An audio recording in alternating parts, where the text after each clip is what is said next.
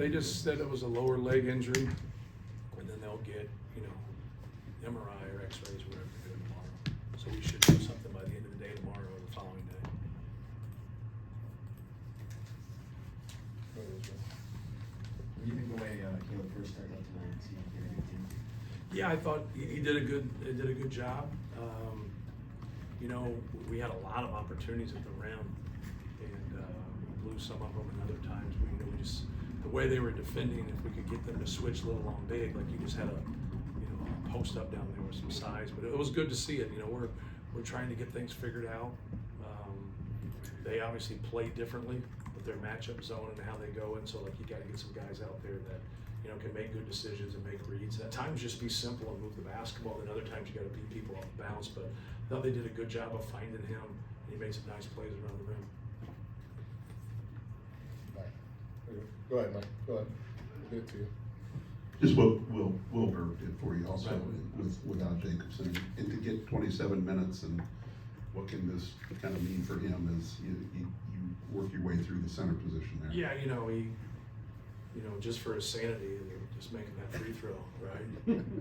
Just so you can, I mean, it's really hard. I tried to tell him the last game, I thought, you did good things, you just didn't have a lot to show for it. You know, you got to reward yourself by making your free throws. But I also told him that, like, nobody's trying to miss a free throw.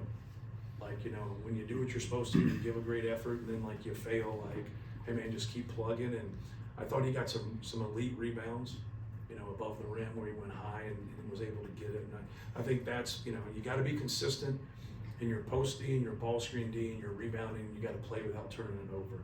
I know that sounds like kind of old school, but the game's old school. Like, just be fundamentally sound and then just finish around the rim. You know, when you're 7'2", 260, you know, just use your body and finish around the rim. And so it was good to see him play well and Caleb play well. And, you know, all of Raleigh's was conditioning. Obviously, you know, when it's on E, it doesn't stand for elephant. You know, so his tank was empty, and he proved it. And so, like, we had that with some guys. Isaac Haas was that way. You know, he kind of gets the 3 minutes of playing, you know, and he didn't have any more oil in his engine. So this was one of those things where you're learning too, right?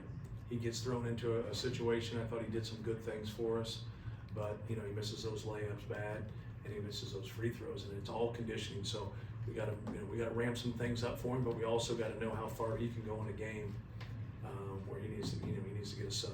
Like you say, E, like you pick elephant for E. I don't know. There's something we talked about growing up, like someone run out of gas and they'd be on the side of the road and we just drive by him and yell that E doesn't stand for elephant. We probably said a few other things, but that was the kind of the crux of the story.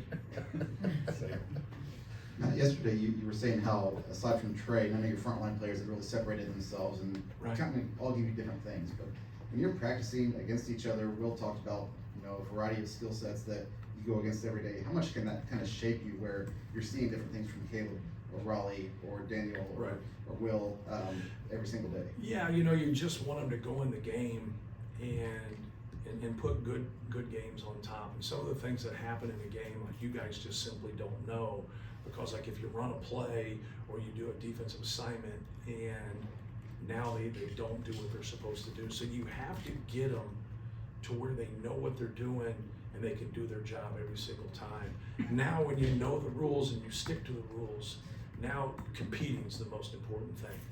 So like then being able to compete, but you know, I think all three of them, you know, bring different things for us. We'll see here with Daniel, if he's able to play the next game, not able to play it all this year, he's out for a week, like whatever his thing is like, you know, the next man's up, and you got to be able to step up and be productive more than anything. Like, don't go out there and like say like, man, I'm gonna do this or I'm gonna do that. Like, just understand the game plan, understand what you're supposed to do. We drill everything that we do, and then just stick with it and do your job and have fun. Going back there. Coach, what did you notice about the versatility of scoring from NKU? Well, more than anything, like, I think what was great for us is that like they do a really good job defensively. You know, wasn't your question, but like their matchup zone is something it's different, right? And anytime you can be unique, and you know you've got a chance to be special if you get good players to run your system and be able to do things. So, you know, we had talked about Dilling and really trying to make him have tough looks. We thought he was their best shooter. He had the best percentage last year. And we were trying to keep the ball out of the paint and do a better job. Where we struggled the most is keeping them off the glass. They did a great job offensive rebounding, and we didn't do a good job of keeping them off the glass and boxing out and going to get the basketball. We also ran in on a lot of tough shots or long shots at the end, and you got to hold when you're on the perimeter. Long shots are going to go long, and then be able to go and get that basketball. But no, they're a good team. You know, they're going to be right there. They're going to be right there at the end and have a chance to play in the NCAA tournament. Like Darren does a good job, and it's a hard level, but you know he's got some returners, he's got some new guys, and you know this helped us today. Like you know when we played Texas A&M Corpus Christi the other day, that helped us. Like this helped us, and we got a tough challenge, you know, Monday in Yale, and you know it'll be very, very competitive. They have a great program, but we've done a good job scheduling and bringing in you know quality opponents that are giving us challenges. That was a tough game for us. I know we win by 22, but you know what's the score if we play at their place or we play neutral, right? Like keep stuff in perspective. You just kind of touched on it a little bit, but what's the key to getting those long rebounds? Yeah, well, Obviously prove that it's not just the big guys who rebound. Right. Well, and you can speak on it in theory, or you can speak on it like in placement on the court. Like if you're at the rim and you're boxing out and someone shoots a 25-footer, like you're not in the best position in the world. But so you got to hit him and create space and get out. But if I'm away from my man and I'm to the basketball and I'm going to go back, I got to go back, even if my man doesn't come, because what you do is you create space there. So, but when you just sit there and run to the rim when someone shoots a 25-footer, like the ball's going to fly over your head. Like you got to be able to pick up the flight of the basketball. So you step to your man, you wait a little bit. If he comes, you box him out, then go get it. If he doesn't, now you've created some time and some space right there to be able to go get the basketball. So a lot of times what happens is in box outs, like contact takes your eyes off the basketball. So if I'm going to get the ball and you don't hit me, I'm just going to keep going, right? But now if I can get a piece of you, you're not going to keep a flight of that basketball, then you get hit, and then you're going to lose, you know, you're going to lose sight of that ball right there because that's what contact does. So we got to be more physical at times. And then when you break down and you're in a rotation or, you know, you whiff on your guy on your box out, just simply go get the ball. The play's over. Don't keep trying to box out. You have gotten behind the play. Now you got to scrap and go get the ball. But you also want that to be a collective front. Like you want everybody going to get it. You know, Braden is really good at it, even though he didn't get a lot tonight. You know, he's really good at that. Of us being able to box out, then he comes in and cleans it up.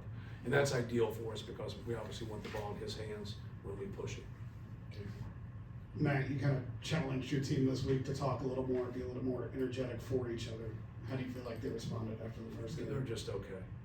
Yeah. We got to get people out of their comfort level. We got to do more as a staff.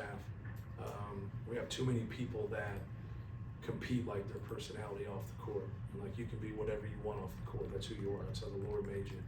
But you got to be able to, you know, we're past telling them to talk. We're telling them to yell, you know, because they're probably talking then, right? You know, you have your slippage. So like we just got to do a better job. We had 3 or 4 times, and I can just remember on the top of my head, we just mess up ball screen stuff, and I'm like, why aren't you doing this? And then so you'll watch it on tape, and then you'll say to yourself, like, why didn't we do what we're supposed to? And then you go to the guy on the ball and say, did he say something to you? Do you hear it? And he's like, I don't hear it. And the guy said, I said it. And you're like, and now you have that debate, right?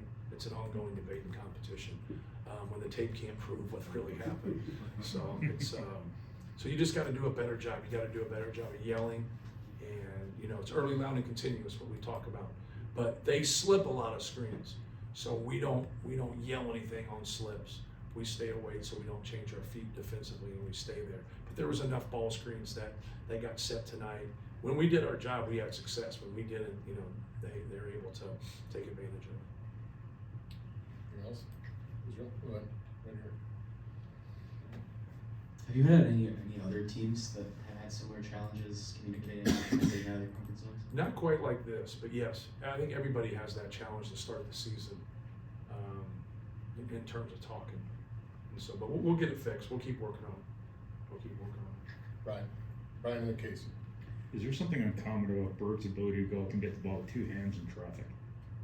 He's done a good job. He's done a really good job of kind of getting it at the peak,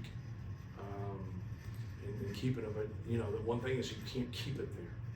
Like you got to be able to chin it, and that was something that we would always talk with Zach about tucking his elbows in, because you always are taught when you play basketball to chin the basketball to protect yourself.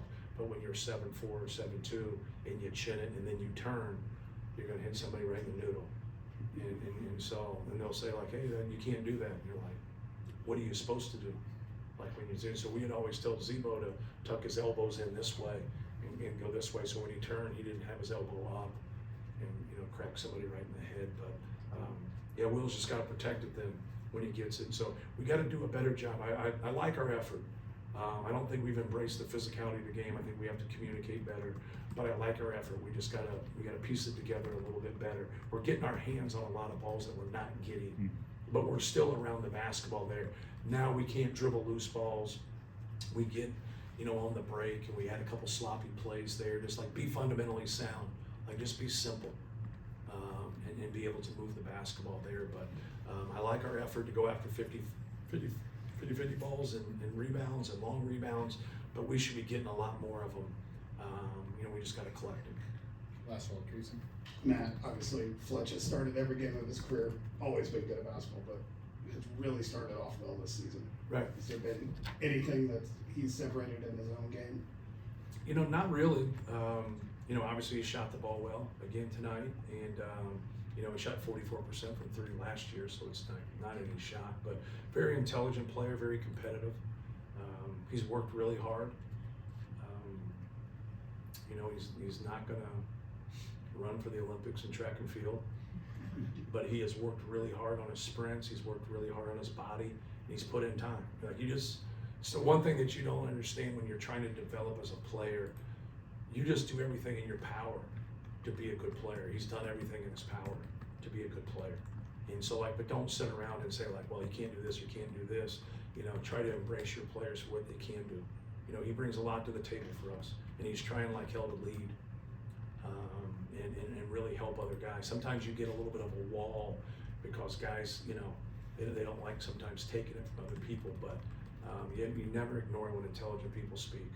You know, you always have your ears open and be able to do it. He's very intelligent, like for his experiences or whatever. You know, he'd make a good coach. I don't know if he'd have the patience for it, but he'd make a good coach. Thank you. Yes. Where does the heat check